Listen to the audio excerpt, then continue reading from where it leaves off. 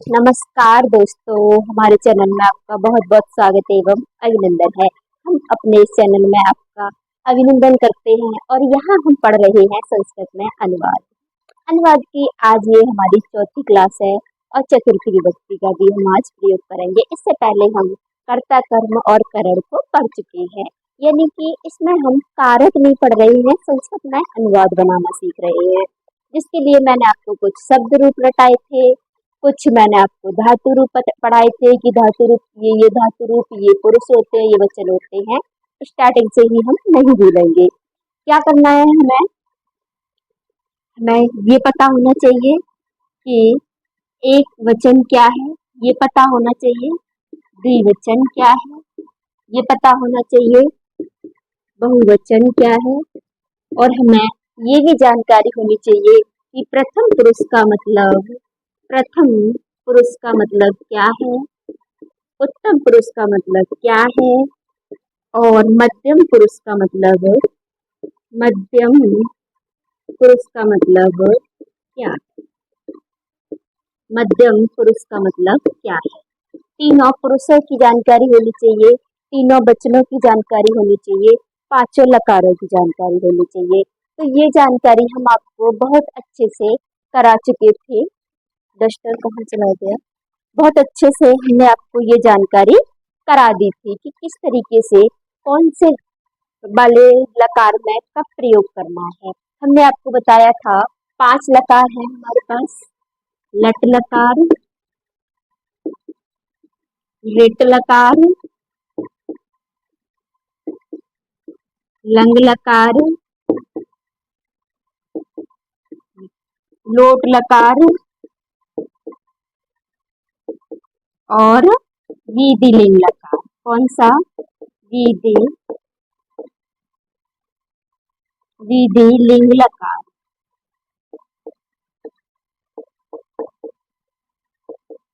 ये 5 लकार हमने आपको बताए थे कि हमें 5 लकार पढ़ने हैं, और पांचों लकारों का हमने आपको यूज करना भी बताया था कि कौन से लकार का क्या यूज है। लट लकार यानी कि वर्तमान काल। कौन सा काल? वर्तमान काल। वर्तमान यानी कि प्रेजेंट टेंस। जैसे मैं पढ़ता हूँ, श्याम पढ़ता है, तुम पढ़ते हो, हम सब पढ़ते हैं, इस तरीके के। इसमें भविष्य काल यानी कि फ्यूचर सेंटेंस। फ्यूचर जैसे कि मैं पढ़ूंगा, वह जाएगा, वह खाएगा, वह लिखेगा, इस तरीके के सेंटेंस। भूतकाल था, थे। भूतकाल भूतकाल का मतलब आपका लंग लकार। लंग लकार, लट लकार नहीं पढ़ना है इसे, लंग लकार। ये कौन सा वाला अक्षर है? का, खा, ग, घ, ङ। का, खा, ग, घ, ङ।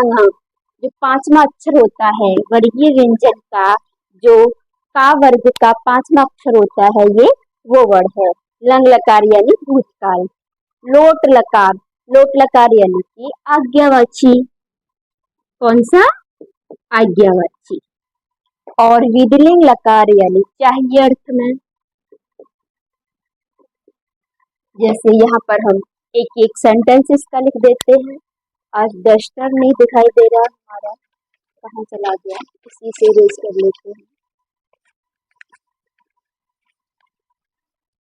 क्लास में भी जब रेज करने के लिए डस्टर नहीं मिलता तो बच्चों से बोलते एक पेज लो और इसे साफ करो। आज वही कर लेते हैं। इसमें बालकः पुस्तकं पठति। बालकः पुस्तकं पठिष्यति।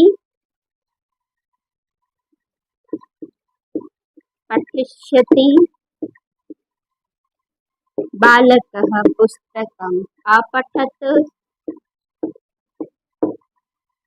बालकः पुस्तकं पठतु। बालकः पुस्तकं पठेत्। क्या मतलब है सबका? बालक पुस्तक को पढ़ता है, बालक पुस्तक को पढ़ेगा, बालक ने पुस्तक को पढ़ा था, बालक पुस्तक को पढ़ो, बालक को पुस्तक पढ़नी चाहिए।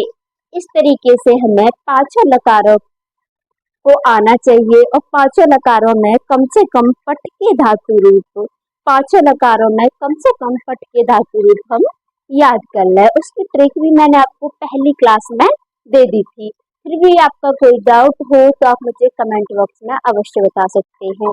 और पता नहीं क्यों आपकी कोई कमेंट नहीं आती है, कि कोई डाउट नहीं होता है, या मेरे में कमी है, यह मैं पूरी तरीके से जानती हूँ। कुछ समझ नहीं आता, कंफ्यूज हो जाती हूँ मैं खुद। तो हम तो बात कर रहे थे आज किस पे, चतुर्थी विभक्ति संप्रदान कारक, चतुर्थी विभक्ति संप्रदान कारक, इस पर चर्चा कर रहे थे। ये तो हमने सामान्य शाप पहले ही दिन पहली वीडियो में आपको अनुवाद की में ये सब मिल जाएगा। तो आइए हम बात करते हैं चतुर्थी विभक्ति संप्रदान कारक।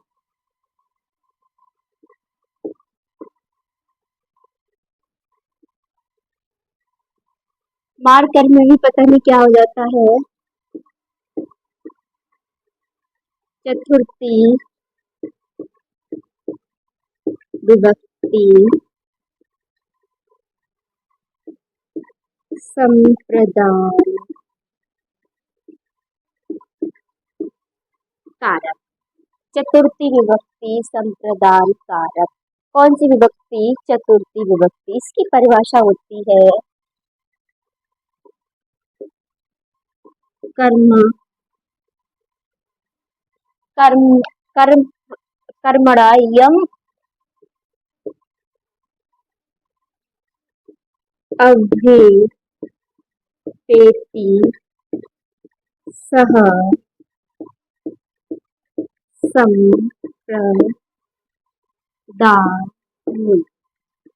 कर्मणा यम यम अभिप्रेति स संप्रदान।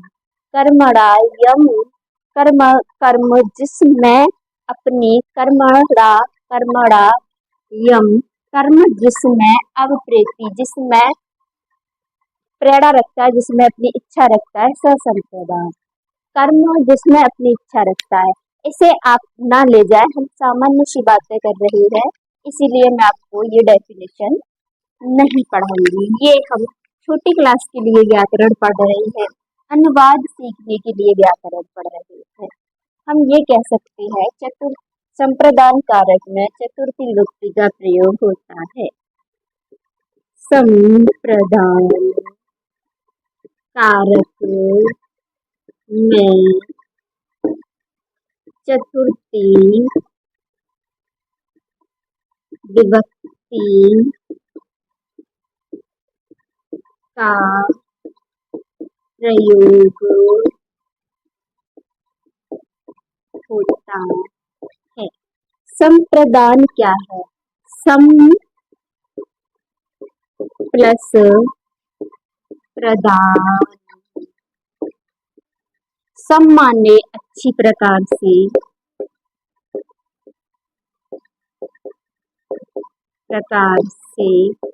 और प्रदानम माने देना। प्रदानम दे माने देना। जब कर्ता अच्छी प्रकार से, खुशी से, भली भांति क्या करता है, अपनी इच्छा से किसी को कोई चीज देता है, वही क्या है? संप्रदान है। जैसे अध्यापक छात्र को पुस्तक देता है। यदि अध्यापक छात्र को पुस्तक दे रहा है तो ठीक है, लेकिन छात्र ने खुद जाकर के उनकी पुस्तक को उनकी बिना मर्जी के उठा लिया है, तो आपकी चतुर्थी विभक्ति संप्रदान नहीं होगा। यदि छात्र ने उनकी पुस्तक को चुरा लिया है तब भी नहीं होगा। माता भिक्षुक को दान देती है। माता भिक्षुक को दान देती है, संप्रदान है, लेकिन खुद भिक्षुक आकर के उनकी उसको उठा ले जाता है, तो आपकी चतुर्थी विभक्ति संप्रदान कारक नहीं होगा। यानी कर्ता अपनी इच्छा से जब किसी को कोई चीज देता है, प्रदान करता है, सम माने सम उपसर्ग पूर्वक प्रदान दिया है, तो सम माने अच्छी प्रकार से, यानी कि अपनी स्वेच्छा से, अपनी इच्छा से। जब कर्ता अपनी इच्छा से किसी को कोई वस्तु प्रदान करता है तो वहां पर चतुर्थी विभक्ति संप्रदान कारक का प्रयोग होता है। अब हम इसके शब्द रूप जान लेते हैं कि चतुर्थी विभक्ति में आपने शायद शब्द रूपों को याद नहीं किया होगा। मैं जानती हूँ कि आपने शब्द रूपों को याद नहीं किया होगा। यदि आपको याद है तो बहुत अच्छा है, नहीं याद है तो मैं आपको याद दिला देती हूँ। पहले हम राम के ही ले लेते हैं। रामायण, रामाभ्याम, रामेभ्य। एक वचन, द्विवचन, बहुवचन। सीता के ले लेते हैं। सीतया,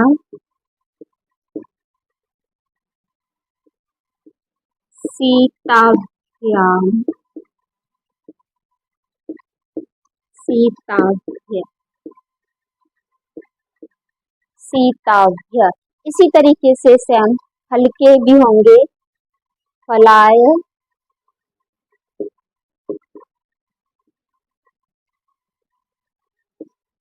फलाभ्याम,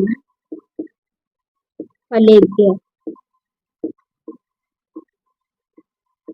राम की तरह।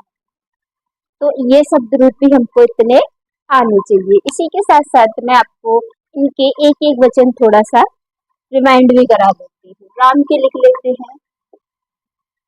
रामः, रामम, रामेण, रामाय,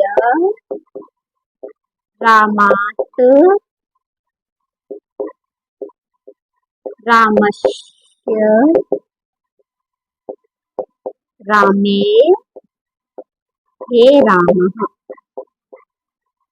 प्रथमा विभक्ति द्वितीया, तृतीया, चतुर्थी, पंचमी, षष्ठी, सप्तमी और प्रथमा। विभक्ति आपकी कितनी होती है? 7 होती है, लेकिन इस तरीके से गिनने पर 8 आती हैं क्योंकि लास्ट में जो संबोधन है वह प्रथम विभक्ति के अंदर गिना जाता है, इसीलिए विभक्तियां 7 होती हैं और कारक 6 होते हैं। क्यों होते हैं कारक 6? क्योंकि षष्ठी विभक्ति को कारक में नहीं गिना जाता है। जिसका क्रिया से सीधा संबंध नहीं होता वह कारक नहीं होता। से षष्ठी कह के शेष बचा हुआ सभी षष्ठी में। जब हम आपको विशेष व्याकरण पढ़ाएंगे तब ये सब पढ़ा देंगे। अभी हम सामान्य बच्चों के लिए व्याकरण पढ़ रहे हैं। ये मान लीजिए कि हम सेंटेंस जानने के लिए व्याकरण पढ़ रहे हैं, हम भाषा को सरल बनाने के लिए व्याकरण पढ़ रहे हैं।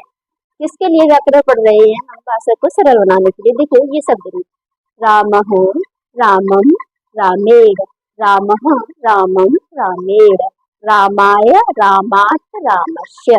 एक वचन की बात कर रहे हैं हम यहाँ। फिलहाल आप एक वचन तो कम से कम याद कर ही लीजिए।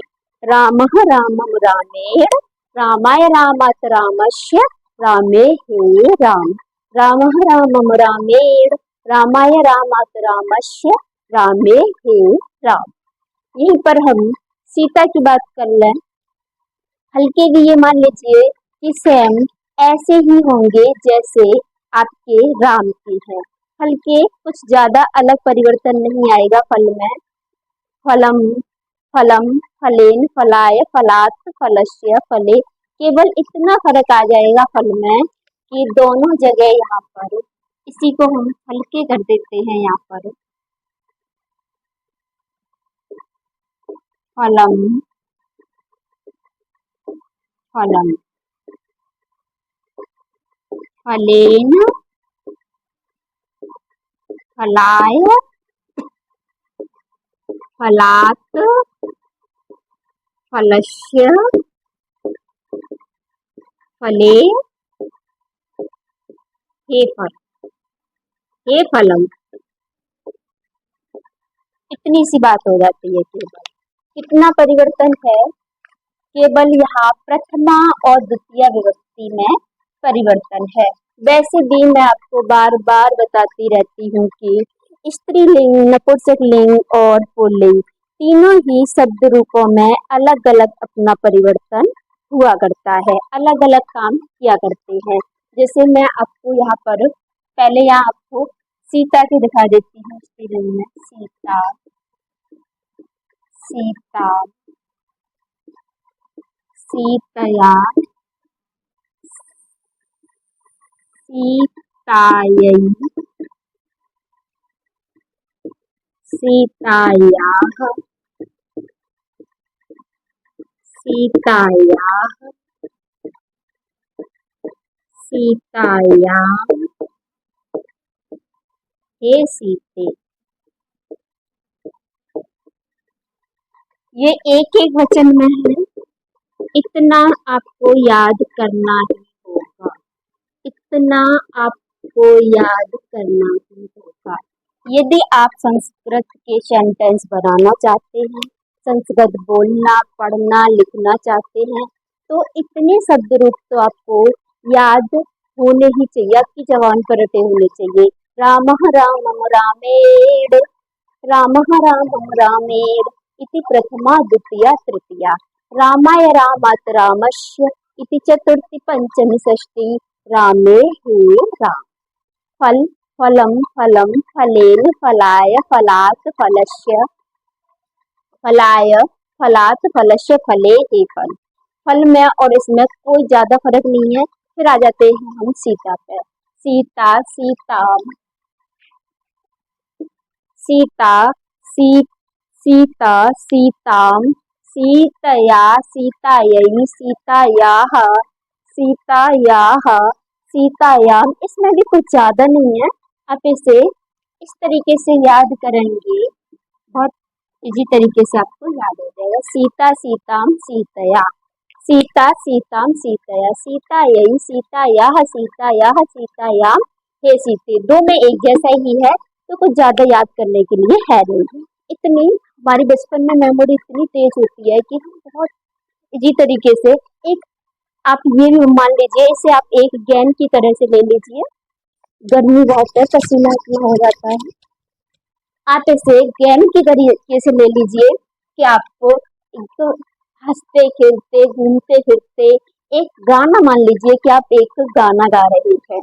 सीता, सीताम, सीतया, सीता यही, सीतायाः, सीतायाः, सीतायाम, हे सीते। सीता, सीताम, सीतया, सीता, सीताम, सीतया, सीतायै, सीतायाः, सीतायाः, सीतायाम, हे सीते। मैं मानती हूँ कि आप 2 से 3 मिनट में इन इतने शब्द रूपों को याद कर लेंगे। सीता, सीताम, सीतया, सीतायै, सीतायाः, सीतायाः, सीतायाम, हे सीते। तो इतने शब्द रूप पर हमने बात कर ली, कुछ टॉपिक से ही हट गए हम। चलो आगे चलते हैं। इतने शब्द रूप आपको आने चाहिए। और आज हम बात कर रहे हैं इस वाली लाइन, किस पे बात कर रहे हैं? इस वाली लाइन पे बात कर रहे हैं। सीता, सीताम, सीता, सीताम, सीतया, सीतायै, चतुर्थी विभक्ति पे बात कर रहे हैं। चतुर्थी विभक्ति पे बात कर रहे हैं, तो आपको चतुर्थी विभक्ति के शब्द रूप आने ही चाहिए। कम से कम आपको अकारांत, आकारांत तो आना ही चाहिए। अच्छा, हम लिंग की बात कर रहे थे, तो हमने आपसे कहा था हमारे पास 3 लिंग होती हैं। पुल्लिंग,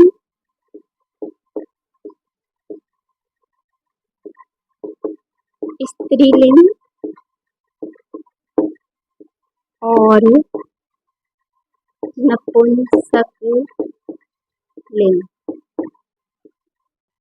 इसमें आपका क्या होता है, हर शब्द के पीछे विसर्ग होता है। इसमें क्या होता है, इसमें क्या होता है, बड़े आ की मात्रा होती है, इसमें छोटे आ की मात्रा के बाद विसर्ग होता है। और नपुंसकलिंग में आपके अंत में ये होता है। तो इससे हमें पहचान होती है, जैसे फलम नपुंसकलिंग शब्द है, किस तरीके से लिखा जाता है, फलम। विद्यालय व्यजनम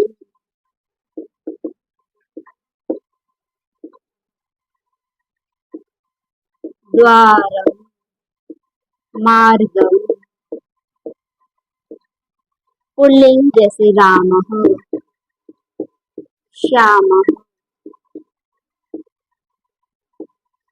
चषकः स्त्रीलिंग जैसे सीता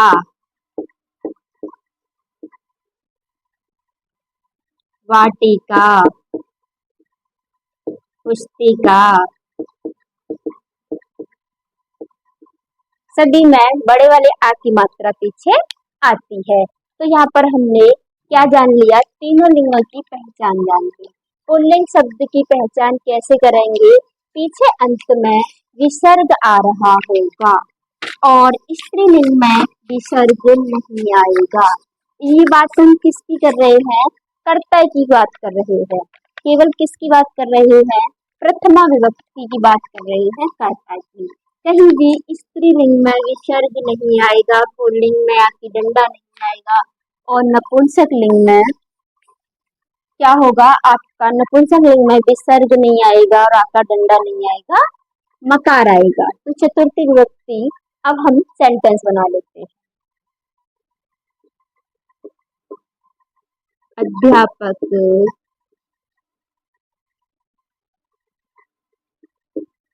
छात्र को पुस्तक देता है।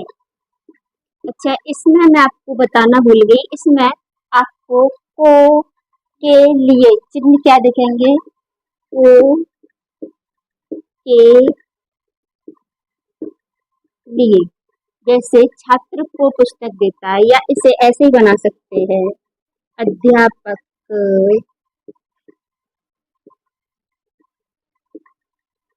छात्रों के लिए ज्ञान देते हैं। यहाँ पर हमने कर्ता भी, हमने क्या किया, यहाँ पर इसको बहुवचन में कर दिया, इनको भी बहुवचन में कर दिया। सेंटेंस बना के देख लेते हैं। अध्यापक छात्रों को पुस्तक देते हैं। अध्यापक छात्र को पुस्तक देता है। अध्यापक किसको दे रहा है, जिसको दिया जाएगा उसमें हम चतुर्थी विभक्ति लगाएंगे, जिसको दिया जाएगा उसमें हम चतुर्थी विभक्ति लगाएंगे और जो दे रहा होगा उसमें हम प्रथमा विभक्ति लगाएंगे। तो अध्यापक दे रहा है तो अध्यापक में प्रथमा लगा करके हम सेंटेंस बनाएंगे। यहाँ लिख देते हैं अध्यापक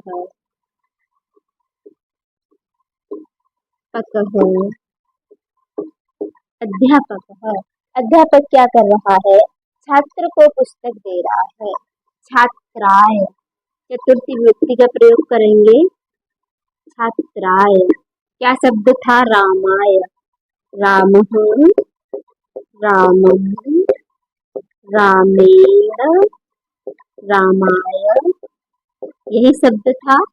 छात्राय क्या दे रहा है, पुस्तक दे रहा है, पुस्तकम। पुस्तक नपुंसकलिंग शब्द है और कर्म भी है, इसीलिए पुस्तक का पुस्तकम। यहाँ के माँ को हमने अनुस्वार में बदला, किस कारण बदला वो आपको हम पहले कई बार बता चुके हैं। यह स्वर और व्यंजन के कारण होता है। यदि यहाँ पर तुरंत स्वर आ जाता तो ये माँ यहाँ आ जाता, और तुरंत विसर्ग आ रहा है इसीलिए इसको यहाँ कर रहे हैं। जैसे अभी यहाँ लिख देते हैं, स्वर व्यंजन। स्वर होने पर माँ और व्यंजन होने पर अनुस्वार। कैसे, बालक गच्छति,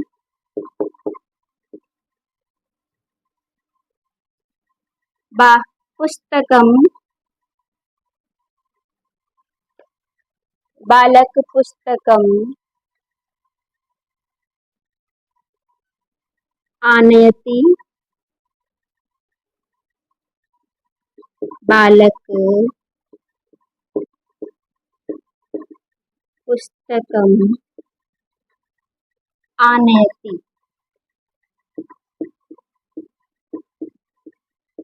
बालकः पुस्तकम् आनयति। और आनयति यहाँ पर क्या आ रहा है, तुरंत स्वर आ रहा है, इसीलिए ये माँ यहाँ पर आ गया है। बालकः पुस्तकम् पठति, यहाँ पर माँ के बाद तुरंत क्या आ रहा है, व्यंजन आ रहा है, तो इसीलिए ये माँ क्या हो गया, ऊपर चला गया है। पुस्तकम, यहाँ भी इसको पुस्तकम ही बोलेंगे, इसको भी पुस्तकम ही बोलेंगे, लेकिन लिखने की दृष्टि से ये दोनों शुद्ध है। यदि यहाँ को यहाँ और यहाँ को यहाँ कर देंगे तो अशुद्ध हो जाएगा। यदि यहाँ पर इसे लगा दे और यहाँ इसे लगा दे तो ये व्याकरण की दृष्टि से गलत है। व्याकरण का अपना एक नियम होता है कि कब क्या करना है, उसे कितना काम करना है, और वह उसी हिसाब से अपना काम करता है। तो व्याकरण का एक नियम है जो कि आपको कंफ्यूज ना करे कि बोलती क्या है मैम और लिखती क्या है।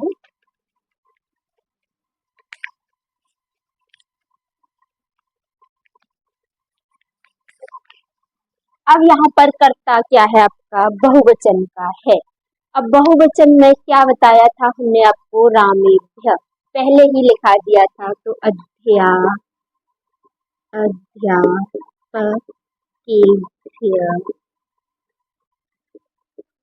रामाः रामाः रामन् रामै रामेभ्य अध्यापकेभ्य, छात्रों के लिए, छात्र यहाँ पर चतुर्थी विभक्ति का आपको बहुवचन लगाना है।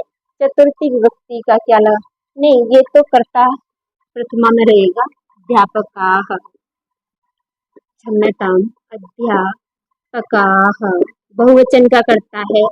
और यहाँ पर संप्रदान भी आपका बहुवचन का है। के लिए ज्ञान देते, छात्रों के लिए, छात्र भी आपके क्या है, बहुवचन के हैं, तो छात्रेभ्य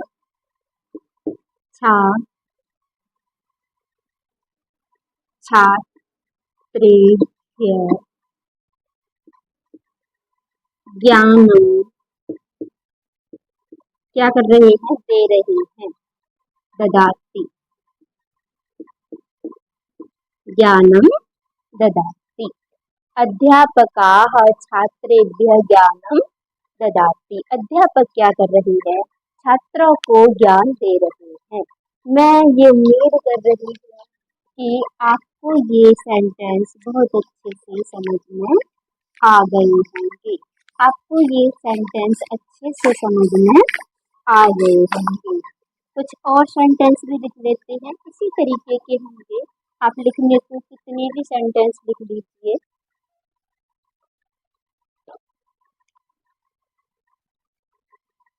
राधा गोपियों, राधा बालिकाओं को, बालिकाओं के लिए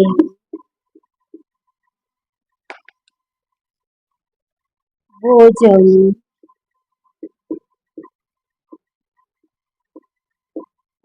देती है।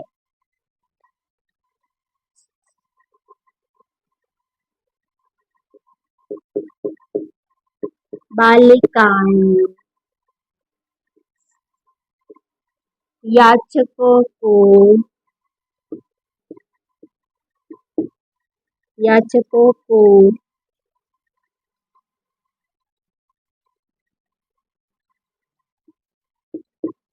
दान देती है।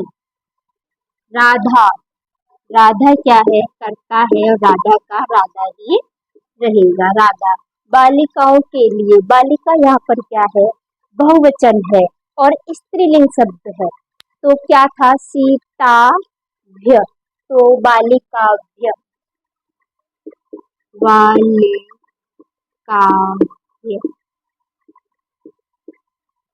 भोजनम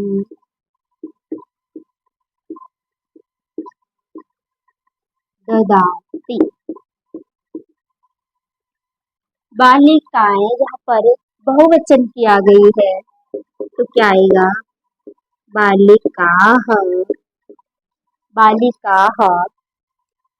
याचकों को दान देती है, याचकाएं, याचकों को दान देती है, याचकों को दान देती है। याचक भी बहुत सारे हैं, तो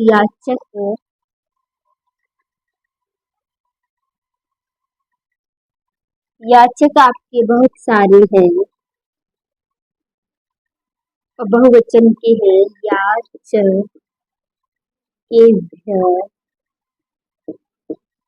दानं ददाति, याचकेभ्य दानं ददाति।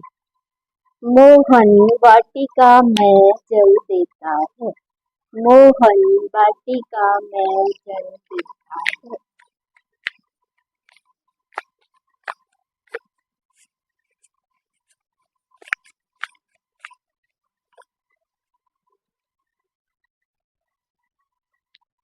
यहाँ पर आपको को या के लिए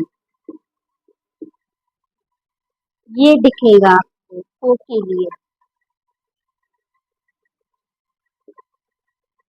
मोहन वाटिका में जल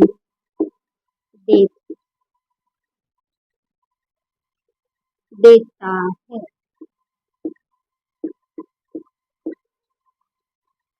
मोहन, मोहन करता है, मोहन वाटिका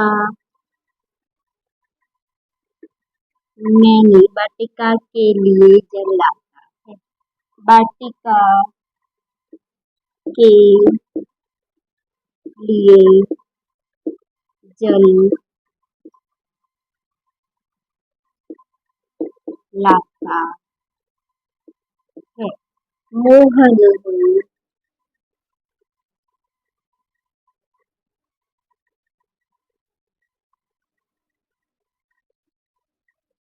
वाटिकया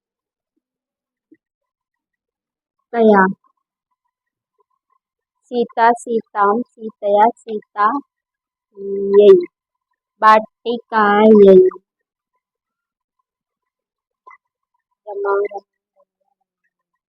वाटिकायै जलम आनयति, आनयति। मोहन वाटिकायै जलम आनयति, मोहन वाटिका के लिए जल लाता है। यहाँ पर हमने बात की सामान्य सेंटेंस की बात की। इसके अलावा अब हम बात करेंगे चतुर्थी विभक्ति विशेष कुछ अव्ययों में। जैसे हमने तृतीय विभक्ति की बात की थी, उसी तरीके से यहाँ पर भी कुछ ऐसे स्थान होते हैं जहाँ पर चतुर्थी विभक्ति को होना ही होता है। ये कुछ स्थान है जहाँ चतुर्थी विभक्ति होती है। ये कुछ अव्यय शब्द है। रुच्यार्थानाम, रुचि जिसमें जिसकी रुचि होती है वहाँ पर चतुर्थी विभक्ति होती है। जैसे जिस चीज को पसंद करता है व्यक्ति, जैसे बालक लड्डू को पसंद करता है, बालकः मोदकाय रोचते, मोदकाय रोचते। बालक लड्डू को पसंद करता है या खाता है। जैसे राम संस्कृताय रोचते,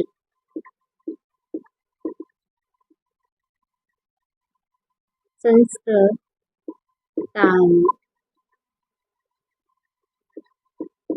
रोचते। शिशु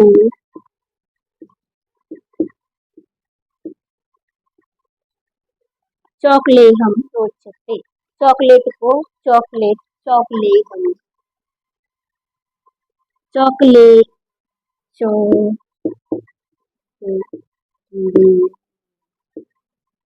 चॉकलेट, चॉकलेट,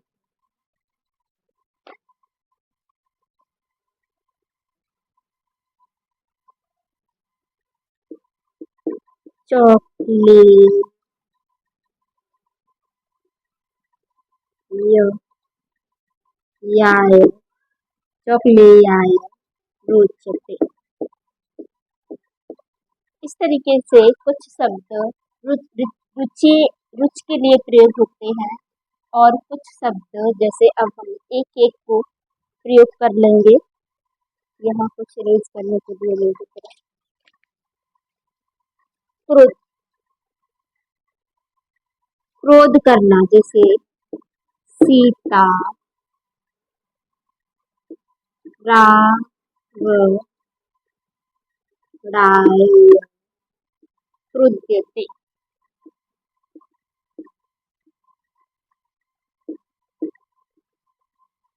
ईर्षा, गोपालः, श्यामाय,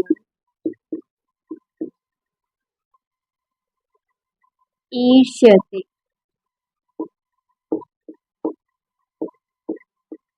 ईर्ष्यते, असूय, समाम नमः। ये असूय मतलब किसी से जलन रखना, ईर्षा रखना। समान, समान ये भी इसी के लिए प्रयोग होता है, लेकिन इसे इसका ज्यादा प्रयोग नहीं है। नमा, स्वस्ति, स्वहा और अलम, इनमें भी चतुर्थी विभक्ति का प्रयोग होता है। जैसे गोपाल,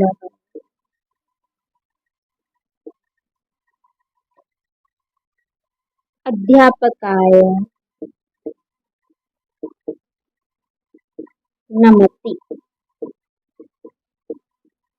अध्यापकाय नमति,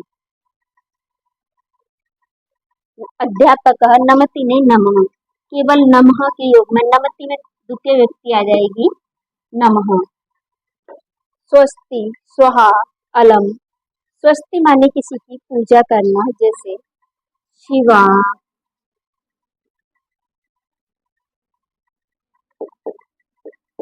शिवाय, स्वस्ति।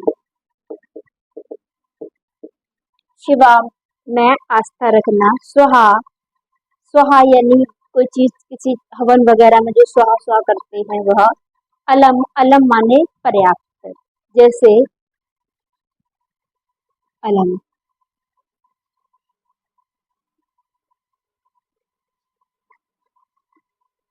अध्यापक को,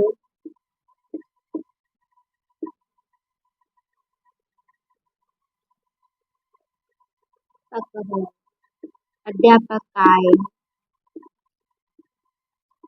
अध्यापकः, अध्ययनम,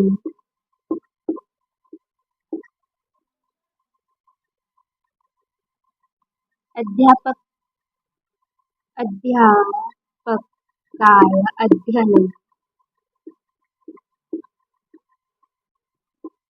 अलम। अध्यापक के अध्ययन पर्याप्त है, अध्यापक का अध्ययन पर्याप्त है। तो ये कुछ अव्यय शब्द हैं जहाँ पर हम चतुर्थी विभक्ति का प्रयोग करते हैं। तो इसी तरीके से हम प्रथमा, द्वितीय, तृतीय, चतुर्थी विभक्ति को पढ़ चुके हैं। तो ये क्लास काफी लंबी भी हो गई है और इसे हमने विस्तार से जान भी लिया है। इसके बाद हम अगली विभक्तियों को इसी क्रम में पढ़ते रहेंगे। अभी के लिए नमस्कार, धन्यवाद।